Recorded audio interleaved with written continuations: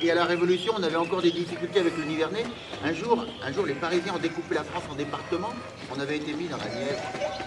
Alors on a fait redécouper le département et c'est comme ça qu'aujourd'hui Château est une enclave de Vienne dans la Nièvre. Elle est là, si vous regardez les maisons, il y a des maisons là, plein nord. Nous on est dans Lyon, vous voyez plein nord là-bas les maisons, où il pleut généralement. Il pleut même. Permettait de vivre en autarcie totale jusqu'à la dernière guerre, on avait tous les corps de métier sur place. Ça c'est la maison du menuisier. Derrière il y a la maison du jardinier, il y a la forge, il y a le Et puis dans la partie religieuse, il y a l'église que le pape Alexandre III nous a demandé de conserver en 1174. Hein, donc on conserve. Ça c'est pour le mouvement de village. Ça apporte pas de village. Et 116. Quand vous êtes arrivé, vous avez d'abord repéré une grosse tour ronde. Ça c'est la tour de justice. C'est nous qui rendions la justice au Moyen-Âge dans la région. Et un jour, en 1116, on a gardé une charte à propos d'un règlement de justice. Sur cette charte, il est dit que la tour était ancienne. Donc on sait qu'elle existait, mais on ne sait pas de quand elle est. Et à ce moment-là, entre les deux contreforts ici, il y avait un donjon rectangulaire. Il y avait un très beau toit, mais j'ai enlevé le toit pour mettre une œuvre d'art. C'est une exposition temporaire. Vous pouvez qu'on ne la classe pas. Là, ils ont fini de classer le 19e, ils vont taper dans le 20e, ça va être l'horreur. Là, dans l'arrondi, là, il y a le reste d'une tour qui existait au Moyen-Âge, qui s'appelait le boulevard. Dans les forteresses anciennes, comme dans les cités, le boulevard, c'était la première enceinte. Boule, c'est forcément l'enceinte. Et à 500 mètres du château, au Moyen-Âge, il y avait une seconde enceinte, qui malheureusement a disparu. Il y a plus de 3 tourelles de la seconde enceinte. Tout autour, il y avait une seconde enceinte. Et elle a disparu, il y a plus de 3 tourelles de la seconde enceinte, il y en a 2 dans le parc. La troisième tourelle, vous ne la verrez pas, elle est cachée derrière la maison, il y a des volets blancs à mi-temps.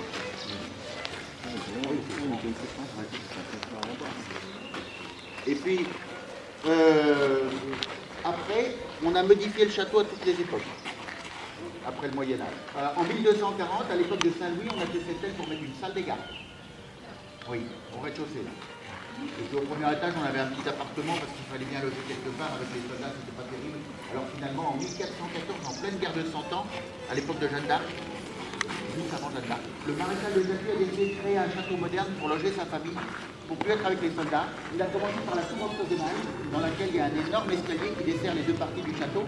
Et c'est comme ça qu'on a pu vivre convenablement avec les soldats sans se gêner, pendant 3 siècles. Les derniers soldats sont partis à l'époque de Louis.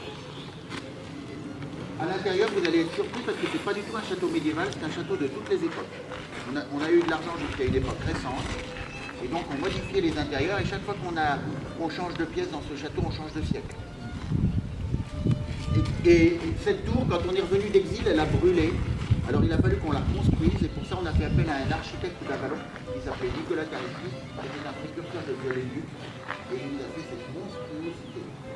On dirait du parfum. C'est du très beau granit de la région de Saulieu. Et cet architecte, il n'a pas fait que ça, il a aussi voulu ouvrir le château. Avant, on ne voyait rien, c'était des toutes petites ouvertures. Alors il a fait des grandes portes et des grandes fenêtres partout pour y voir clair. Il faut savoir que les murs font parfois 3,20 m d'épaisseur. La moyenne, il faudrait que ça se rafraîchisse tout ça. Et ça c'est pas du tout normal. Il faut que je remette un parement parce que c'est des briques qui sont poreuses, donc l'eau passe à l'intérieur, c'est assez ennuyeux pour l'instant. Alors le plafond, le couloir, il fallait bien le poser sur quelque chose. Alors on s'est servi de colonnes romaines trouvées dans la région. Les deux égouts, celles qui sont bombées, elles sont romaines, et ces deux-là aussi sont romaines. La dernière chose concernant ma famille, c'est qu'on est très liés aux religieux. On a créé 21 abbayes en Bourgogne et dans le sud de la Champagne. On est probablement la famille qui a le plus aidé les religieux en France. La dernière, c'est la pierre qui vire. En 1850, le curé d'Avalon nous a demandé d'abandonner de l'argent et un bout de terrain au milieu d'une forêt qui appartient encore au château. Il y a maintenant un monastère sur Saint-Léger-Vauban qui s'appelle le monastère de la pierre qui vire, où habitent un peu plus de 40 bénédictins. Et puis en 1217, Saint François d'Assise nous a demandé d'établir les premiers franciscains en France. Ça s'appelait à l'époque des Cordeliers.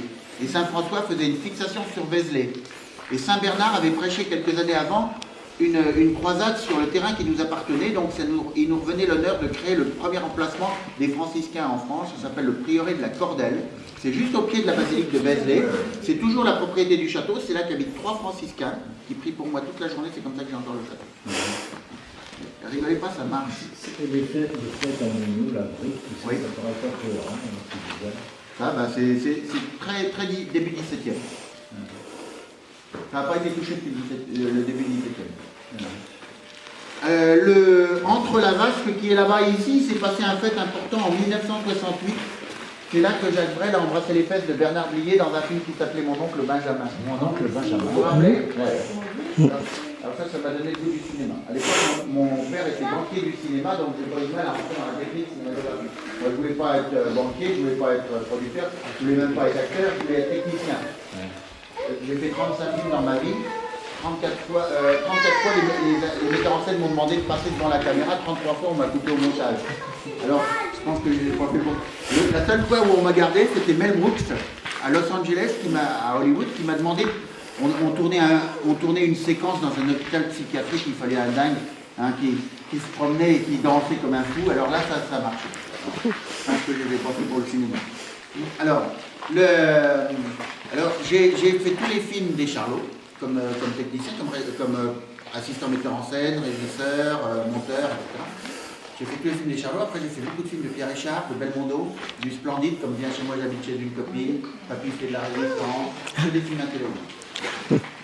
Il y a un jour, De Funès m'a demandé d'être son monteur, je m'entendais très bien avec De Funès. C'est moi qui ai assisté le montage des 3 derniers films de De Funès, notamment La soupe aux choux. Je ne sais pas si vous vous rappelez ce chef-d'œuvre. C'est pas moi qui ai fait le bruitage. Et puis